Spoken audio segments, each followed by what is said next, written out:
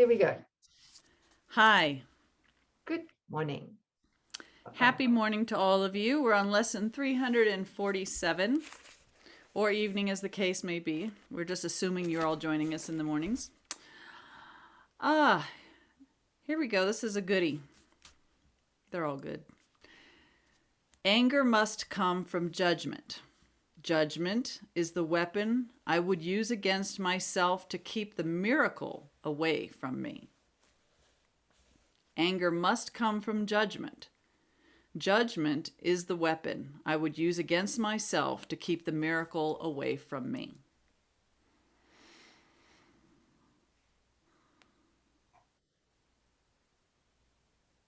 Father, I want what goes against my will, and do not want what is my will to have. And we're talking about mythical me there, yes? Well, we're talking about the gap, the contents of the gap. That's right. Yep. Straighten my mind, my Father, it is sick. But you have offered healing, and I choose to claim your gift today. Sis, can we stop here? Yes. I have the FIP version. You have the COA version. Mm-hmm.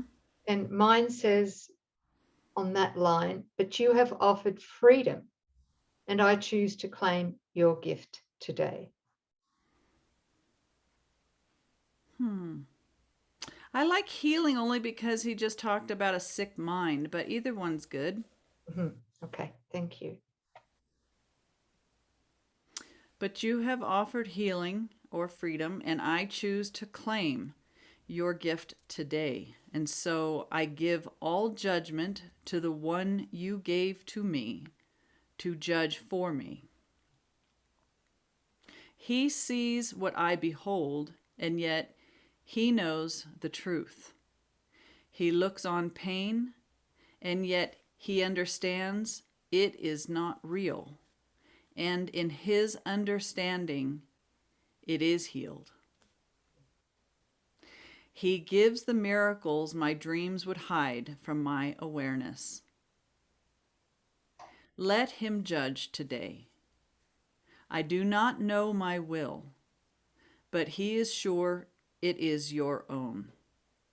And he will speak for me and call your miracle to come to me. Listen today. Be very still and hear the gentle voice of God assuring you that he has judged you as the son he loves.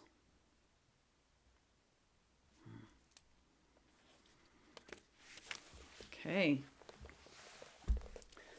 Interesting that judgment is really claimed as sickness, as a sick mind. Only a sick mind can judge. And what is it that we're judging? Illusions. And why do we judge illusions? Because we want them to be real and judge them to be true. And then we go on acting as if they're actually occurring to us instead of happening from us. It's all within our mind, right? So anger is the means in which we protect our judgment. Look at all those layers. I'm separate. I'm a body. I'm Coreen. I've got my illusions. I'm looking out through my physical senses. I want that to be true. So I'm going to judge it to be true, right? Oh my gosh. Any emotion we add to our judgment that illusions are now true are the way in which we would keep them. Yep. All that emotion, all the rage, how we can go from zero to insanity like in a split second. Just shooting the rage, self-justification, indignity, jealousy. What? What are the more common ones anyway? Judging spiritual egos. Oh yes. Okay. Yeah. Judging spiritual egos. Yeah. Yeah. And again, from the previous lesson, right? It's either a love or a call for love. It's not true. There's no place where love isn't. So does that really exist? No, but our judgments, we want the ego, while we're identified as mythical me, we want these illusions to be true. And we want to judge them, and we want to be self-justified about our judgments. Yeah? Look at the polarization, the separation, and all the juice that the ego gets. And all of that results in guilt because we know we're trying to do what cannot be done. We're trying to have an experience that it's impossible, to be a one that never existed. Every thought we think apart from God, every thought where we're certain that love is missing, produces guilt, because a part of our mind knows absolutely that none of this is going on in God and therefore isn't actual. It's my will, God, not your will. That statement produces guilt in the mind. So thank you, sis. So just something coming through in my mind right now, which is that if I want to hang on to my judgment, even my spiritual judgment, yes, or spiritualized judgment against another, yes, if I look for the singular purpose of that, underlying that desire to judge, it's going to be because I want to be God's opponent. yes. Your will, not God's. Yeah, but not. Yeah. But his opponent. I mean, for me, that even drives it in more. Drives it. Yeah, his enemy. Yes. Yeah, God's an enemy to the one who wants a will apart. So, of course, he's the adversary. Yes. So that's going to continue to fuel not mine, but the ego's fear. Yeah. Its need to defend.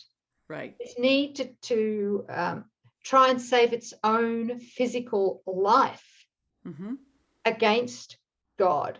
Yes. Right. Which would make it want its judgments to even be more self-justified. And all of its thoughts would be more self-ish. Notice it's fighting for its life, what it thinks it knows. Its projections are real and must be dealt with, right?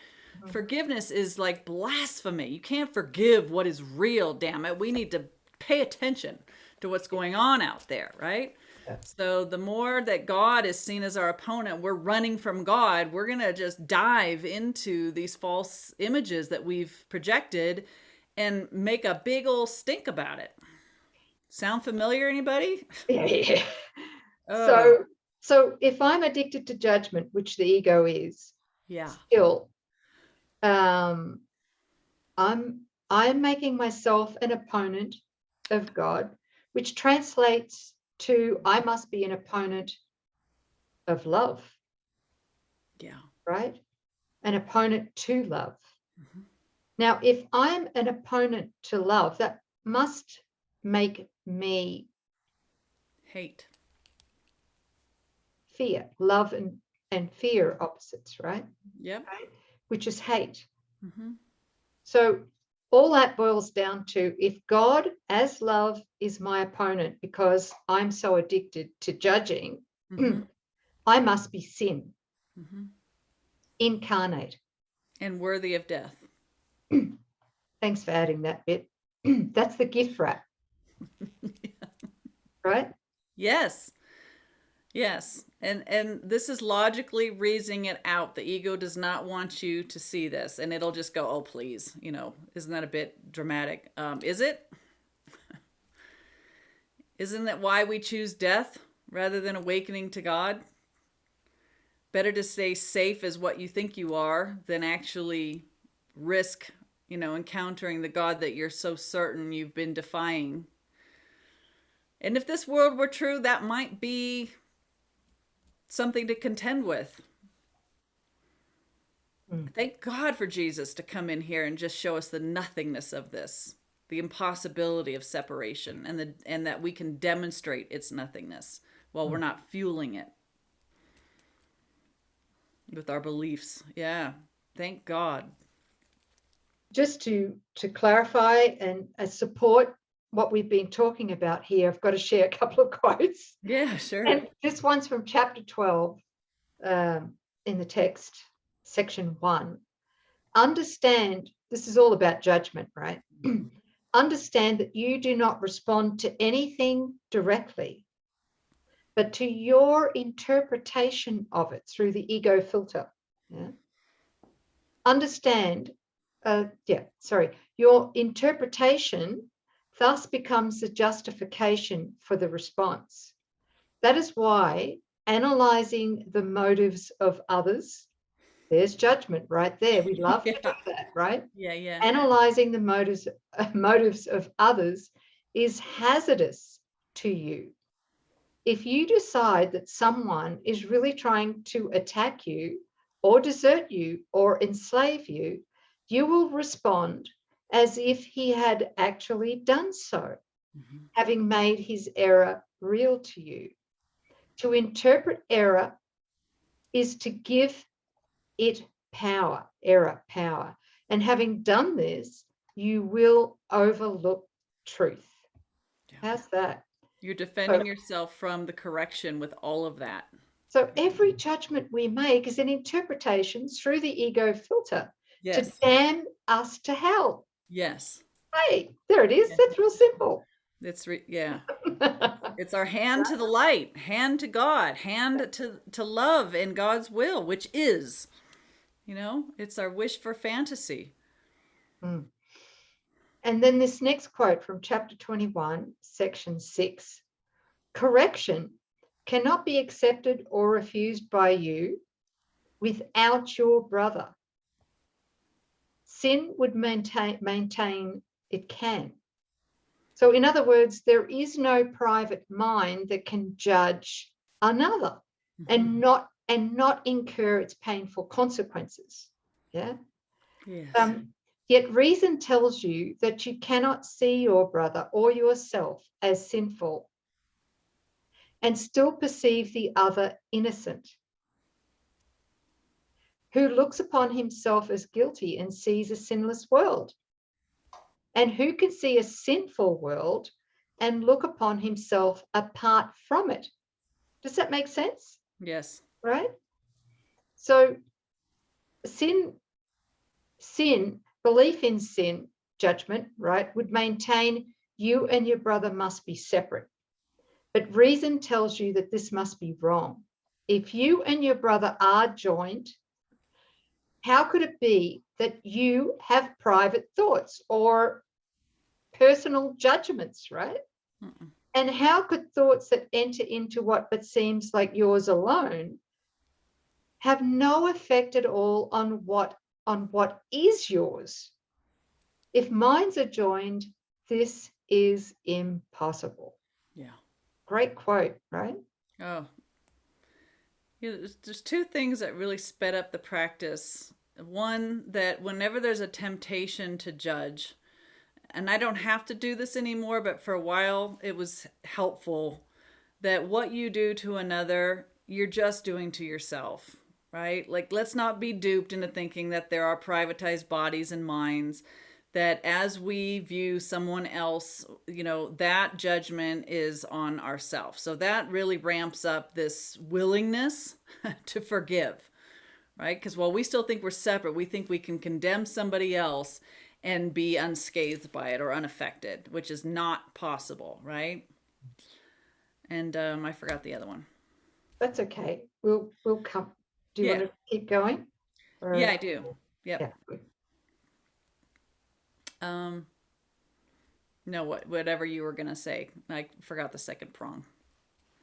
Well, it'll come if I fill in the blank now, right? Is that okay? Yeah, I haven't had that in a while either. Well, squirrel. That's okay, sis. We share one mind. So whatever you lose, I'll pick up. Yes. Yes, thank you. Thank you. All right. Yeah. And vice versa, right? Mm-hmm. You do it for me all the time. Yes. There's two things I would like to share, if I could remember. Oh, I got it. Oh, The you got other, it. Good. the All right. other one, Yeah. thank you, sis. Thank you. Bless your heart. Thank you. The other one is the practice of remembering that, as we're recognizing projections and judgment and the mind that looks at it and da da da, there's one view, there's one creator and one creation. Perfect God created perfect man. And that's not the man of mythical me, that's the Christ. And so coming out and going, what is God's view here? There's a view to behold. It would be mine. The miracle would give it to me if I could forgive what I have interposed. And that would be my judgments or my, what the I know mine is thinking. But there's just coming back. There's one view of my brother. There's one view of me, of the Christ. There's one view of creation. And if I'm not in agreement or in alignment with that, or even if I don't know what that is, but I'm willing to see it, that's scouring out the mind. I don't know, but the one who does has asked for admittance. I'm going to be quiet and say, show me, right? There's just one view, and that view is fearless, and there's no lack in it, and there's no imperfection in it. There's no separation in it. Those are some good starting points, but I want to see what God is doing. I want to get curious. What is God doing here, right now? Yeah. Those two have been quickenings for myself. Maybe it would help somebody here. Very helpful. Yeah. Thank you, sis, for sharing that. Yeah. And the other thing, if I could add to, at a very practical level, here in the dream, while we still fall for the ego's temptation to believe that we are separate and that we can be threatened, here is that, going along with this lesson 347, anger must come from judgment, and judgment is the weapon I would use against myself to keep the miracle away from me. Most of the anger at the practical level, most of the anger that we feel arises from judgment, right? All of it arises from judgment, ultimately from self-deception, and primarily from our special relationships. Yeah. Okay, let's be honest. A lot of the anger that we project and feel is because we have been dishonest with ourselves, self-deception. Yes. We don't show up authentically with others because we don't want to hurt their feelings. We can't afford to be real, blah, blah, blah, blah, blah. And that's the ego. And so what happens is, if we're not authentic, if we don't learn to communicate authentically, we are going to project our anger, our resentments, our grievances. We're going to project them onto others. Yeah. So I think that we resent others because of our own self-dishonesty. That's what I'm trying to say. So a great example, like people pleasing, right? We really think that we need to please other people to have their love and to feel comfortable in their presence. But note, all people pleasing is just a scorecard by the ego, and it's amassing resentment. It's amassing laundry lists of what I have done for them and what they don't do for me. And it's the resentment that the ego is after. And that's always going to be projected out into some form of self-attack. A lot of it's dumped into the body, right? Resentment's poison to the body. So there's perfect example. How do you stop people pleasing? By showing up authentically, by being in alignment, by letting your words and your actions and your thoughts be in alignment with your authentic self. Vertical, yes, not horizontal. That's right. Yes, right? So you're saying how you really feel, and you're asking for what you really need, and you're inquiring when you're really not sure, and you're not putting on masks and fragmenting all over the place, right? You can be yourself no matter who you're with or what group you're around. You're you, and there cultivates a sense of self-love and a sense of self-confidence that builds, and It's healing your relationships. Every special relationship is about keeping us into some crazy role and bodily identified. Yeah. Yeah, it all has to be undone. It does. And this is probably a good time to mention the videos on the 7 keys of Yeah. authentic relating or communication. Yeah. Yep. We can put And those too. Yeah. we'll Down just below. put them, there's a whole series. Yes. It's called a, I don't know what it's called. It's called a playlist. How's that? I remember the name. Yeah, it's got all, Right? yeah. There's a playlist there, and Daniel is sharing the 7 keys on video, and the link to that whole series is going to be directly below this video. Yeah. And I also want to plug in and encourage you, if you're not, to look into the Total Transformation course, because this journey will really support you by bringing you miracle buddies and like-minded companions into a year-long journey where you practice holy relationship, you practice the authentic relating, you undo the special relationships, you're healing together.